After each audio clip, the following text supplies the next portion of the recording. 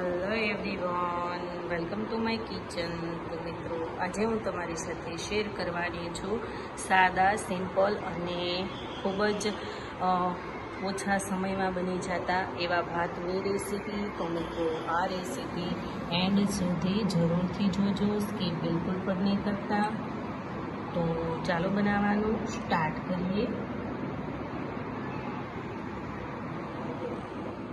અડધો વાટકો જેટલા ચોખા લીધેલા છે અને હવે તેને આપણે સારી રીતના વોશ કરી લઈશું. એક વાટકો જેટલું પાણી લીધેલું છે, તેમાં ભાત છે તે એડ કરી દઈશું અને આ રીતના સરસ મજાના વોશ કરી લઈશું.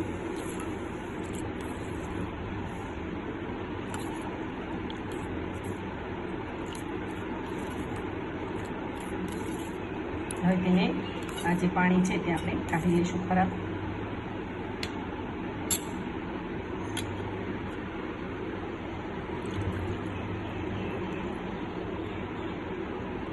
તમે જોઈ શકો છો કે આપણા જે ભાત છે તે સરસ મજાના વોશ થઈ ગયા છે.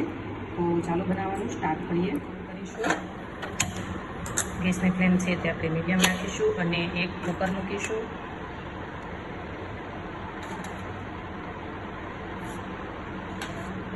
ત્રણ ટેબલ સ્પૂન જેટલું તેલ એડ કરીશું. જો તમને તેલ વધારે ભાવતું હોય તો થોડું વધારે એડ કરવાનું છે.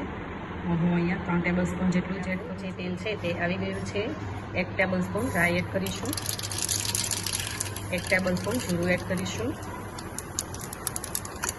1 ટેબલ સ્પૂન હળદર પાવડર એડ કરીશું. હાફ ટીસ્પૂન હિંગ એડ કરીશું. હવે જે આપણે ભાત લીધેલા છે તે એડ કરીશું.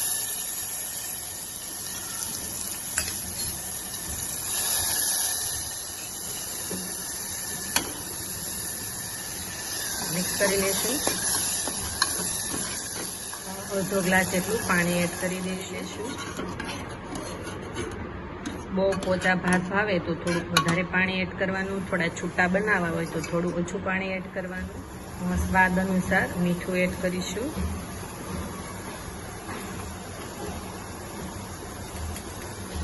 હાફ ટીસ્પૂનથી પણ ઓછો આપણે ચટણી પાવડર એડ કરીશું. તમને થોડું વધારે તીખું ભાવે તો તમે એડ કરી શકો છો. અહીંયા બહુ ઓછી એવી ચટણીનો યુઝ કરું છું. અને આપણે કુકરનું જે ઢાંકણ છે તે આપણે 3 જેટલી વિસલ જે થવા દઈશું, જેથી કરીને આપણા ભાત છે તે ખૂબ જ પોચા એવા બની જાય.